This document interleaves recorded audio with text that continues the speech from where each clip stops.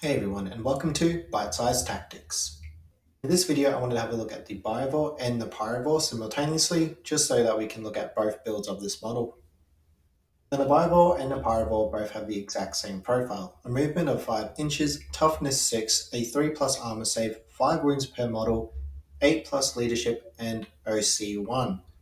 Now, for the Biovores, the unit costs 75, 150, and 225 points, depending how many models you're running in a unit of 1 to 3.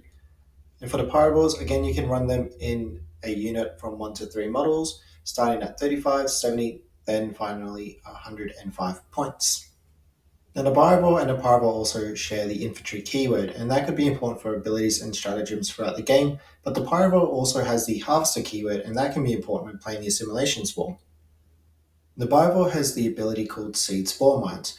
So this means that once per turn in your shooting phase, this model, instead of shooting normally, it can create a Spore Mine unit anywhere within 48 inches of this model and 9 inches horizontally away from any enemy units. While the Pyrovores have the ability Burning Spray, so after this unit has shot in the shooting phase, it can select one enemy unit it hit and they lose the benefit of cover, and that can be quite powerful. Now, looking at their ranged weapons, the Biovore has the Spore Mine Launcher. This has blast, devastating wounds, heavy, and indirect fire abilities. And it's okay against infantry, but it won't do a lot of damage unless you're running a large unit, as they only have D3 attacks. Hitting on 4s, a strength of 6, minus 1 AP, and 2 damage. While the Pyrovores have the Flame Spurt, this has ignores cover, torrent, and twin linked abilities, and it's okay for killing light infantry units, but that would be about it. As you can reroll your wound roll from twin linked ability, you have d6 plus 1 attacks as well, strength 6, minus 1 AP, 1 damage. Now they also have the Chitin Barbed Limbs, and to be honest, this weapon isn't very good at all. They have 2 attacks each, strength 5, no AP, damage 1, so if you're a combat fan, these units aren't really for you. The weaknesses are also very similar. They both have a very slow movement of 5 inches, and weapons that have decent AP and multiple damage can be quite a big threat. Also, these units aren't great for stealing back or essentially trying to hold those objectives for you. The Biovore also has some pretty low damage output unless you run it in a large squad, and the Pyrovore does have some pretty short range weapons at only 12 inches, so you need to be mindful of how you play them, where you put them, and need to basically have them exactly where they're going to be the most effective.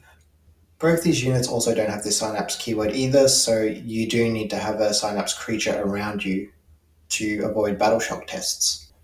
Now, looking at the strengths, the Biovore has the ability to shoot out spore mines, and this is really great for mission play and scoring you secondary points, especially if you're playing a tactical mission. Also, it allows you to screen out your backfield from your enemy's deep striking units, as the Biovore is more effective from long range. And with indirect fire, you don't need to put them in harm's way. Also, the Biovore is pretty universal and can get a lot of use in any detachment that you might want to run for a Tyranid army. For the Pyrovore, stripping cover can be quite helpful, especially if that enemy unit is a massive threat to you, then you just need it dead.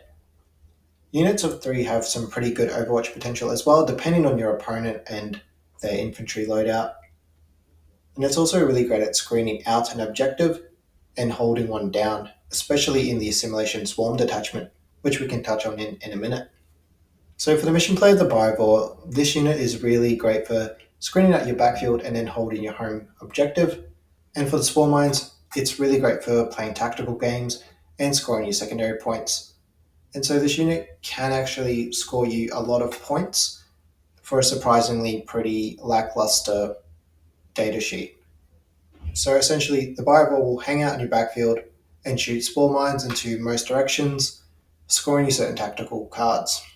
While the Pyrovore, you want this unit to be able to hunker down on a fortified objective for you, and to help your army score primary and protect it from enemy units. A unit of 3 can be quite helpful for this, especially with the Overwatch potential.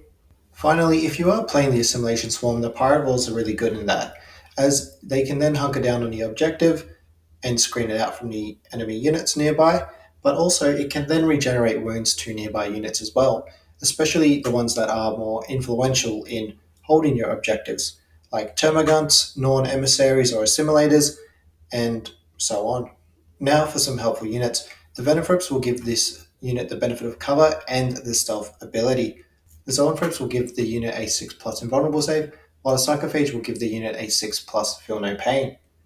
And then for Pyrovores, you really want to keep them within Synapse range so that you can possibly use the Assimilation Swarm stratagems on that unit, especially when it comes to regenerating lost wounds. Now, for my verdict on a Biovore is that it's really good in a lot of detachments, and it can score you some very easy points. And there are other ways of getting these points, but because this unit can create more expendable units for you to do it, and therefore you don't have to trade to get those points, I really rate the Biovore as a great unit, especially possibly for beginners who just need the practice in scoring points, learning those tactical cards, and finding their playstyle. However, for the Pyrovores, even though I think the unit is quite good in the Assimilation Swarm, especially as they aren't a very expensive unit, I can't see this unit working in many other detachments, potentially the Invasion Fleet as it encompasses most Tyranid units, and so this unit might be a little bit harder to get used to and potentially use on the tabletop. So just be mindful of that. Thank you for watching the video. If you liked it, click the like button. Let me know in the comment section if you would choose the Bible or the Pyrovore, and then if you like the content, subscribe for more.